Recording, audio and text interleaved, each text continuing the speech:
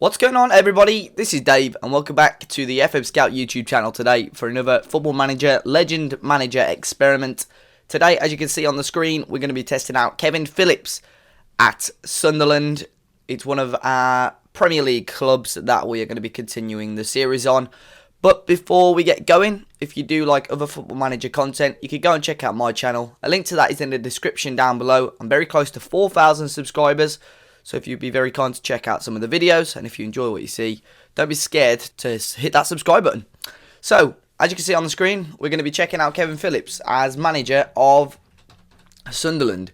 I think as it's shown on the thumbnail, he won the Golden Boot whilst at Sunderland, which we'll go through shortly anyway. But firstly, we'll look at his managerial stats. Currently at Derby in real life, as a first team coach. He was at Leicester as well a couple of years ago, where he ended his career.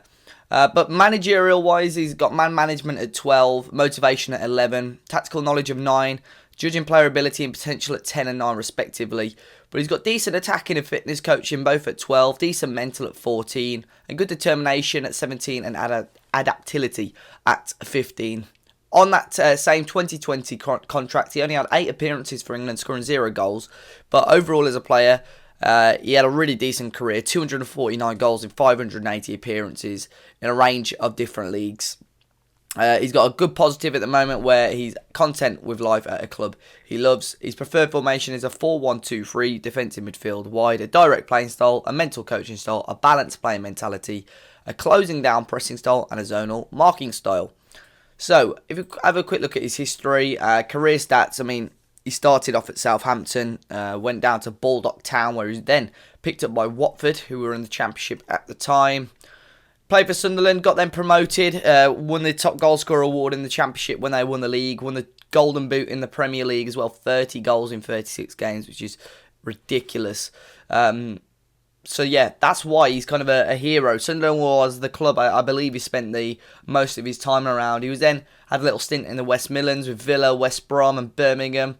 Wolves were one of the clubs that he never joined in the end, but he always liked a goal against the Wolves, I tell you. But yeah, as you can see, at Sunderland, as a player, if we go back down, his awards, he won the Golden Boot in the Premier League and the top goal scorer runner-up in the Championship. He didn't win the actual Golden Boot in the end in the Championship, but that is the year they won the league. In general, though, Sunderland are media predicted to finish 18th, so that is just in the relegation zone. So it's going to be the job of legend Kevin Phillips, who, as you can see, is the only kind of playable guy in this list as a legend. It's his job to try and keep them up this season. Will he do it? Let's go and skip forward to the end of the season and find out how he does. So here we are at the end of the season, and as you can see, the third name down again in the insecure jobs is Kevin Phillips.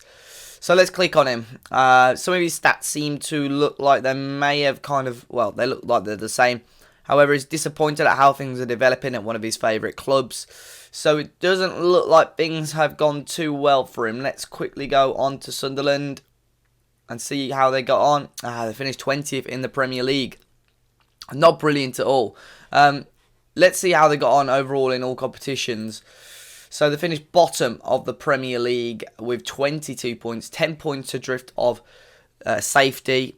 It was very, very close in the end between Hull, Swansea, Burnley, but ultimately Burnley were the team to stay up. So Swansea, Hull and Sunderland ended up going down, just 4 wins all season. In the FA Cup, they finished in the 5th round, lost out to the eventual winners Spurs, and knocked out in the 4th round of the EFL Cup by Watford. That went on to be won by Watford. By Arsenal rather, not Watford. It's going to be interesting to look though, because in the last episode of this we checked out Juninho Middlesbrough and he went on an absolutely atrocious run. So it'll be interesting to see if Kevin Phillips did the same and kept his job due to his legend status. So he made one signing in August. It was in the summer window rather. James Husband, who they brought in a left back. He played a fair amount of games, to be fair. Is he Premier League quality though? 2.4 million they ended up buying him for. Not a bad player by any means. Still quite young as well. Still a little bit of ability in there. They did loan Johan Mollo as well. He ended up joining the club on a permanent deal from Zenit. He's a winger. Frenchman. Got a fair stint of games, to be fair, but just the 1 goal and the assist in the end. An assist in the EFL Cup as well. One out. Lyndon Gooch. He went out on loan. But let's check out the schedule. How did Sunderland do? I think they may have just, if we have a quick look at the league, may just have had a slightly better run in, but no wins for the whole of the second part of the season. From Boxing Day onwards, they did not win a single game and just 6 draws in between. It was a horrible, horrible run. All of their wins coming in the first part of the season. You just wonder to yourself, how did he keep his job? Even at this stage, where they'd won one game for, such a long period of time. Albeit the one win was against Chelsea, so a massive win for them at the Stadium of Light. But it's an absolutely atrocious run, and it's very, very difficult to see how these people are keeping their jobs. It took him 7 games to win his first game against West Brom. There was no real, though, massive losses as such. I mean, there was 2 4-0s, quite a few 3-0s. A lot of draws in there, and the odd game. And their biggest result was actually 4-1 against Burnley in the end, who did go on to stay up. Let's have a quick look at their run in the Cup, though. In the FA Cup, they came up against Wickham. Comfortable 2-0 victory away from home. 2 early goals from Defoe and Januzaj. A win against Brighton away. Javi Manquillo scoring the goal. And then a 3-0 loss against Spurs. Vincent Janssen and Moussa Dembele with the goals. EFL Cup, they beat MK Dons 3-1. Wabi Kazri, Papa Gilobogi and Joel Asoro scoring the goals. They actually beat United as well. Jermaine Defoe with a late-ish goal there at Old Trafford. But then they lost out to Watford 3-1. Niang and Pereira with the goals for Watford. Catamol with the goal for Sunderland. So in the final game of the season, he still kept his job just about, but he was playing that 4-1, 2-2-1 or 4-3-3. This side lost 3-0 for them. I don't know, maybe it is a little bit too attacking with those wingers, but you'd suppose with those, packing in the midfield a little bit, it might have worked a little bit better for them, but obviously not. So which players got the nod throughout the season and which players didn't?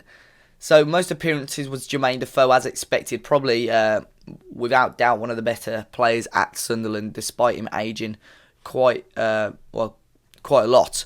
Lamina Kone with 37 appearances and Jordan Pickford as well. Defoe was top goal scorer by a long, long mile, 12 goals.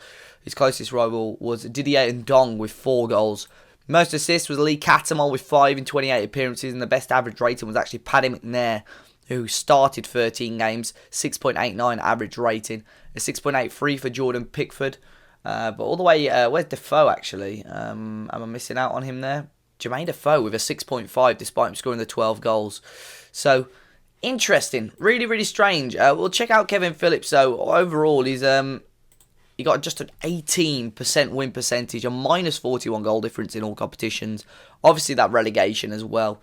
Not a brilliant season for him. Just 8 wins in 44 games as manager.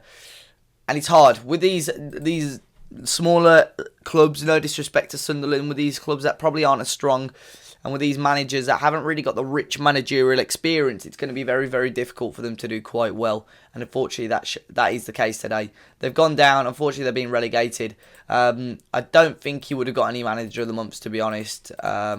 No, he hasn't. So, as you can see on the screen now, they're the final stats with the kind of league table of all the ones that we've done at the moment. If you guys have got any other legend at a Premier League club only for the time being, guys, Premier League clubs only, then let me know in the comment section down below. I'll make sure I try and get it in the next episode for you. But until next time, guys, if you need any graphics, any help, football manager tutorials, make sure you check out fmscout.com for all of that.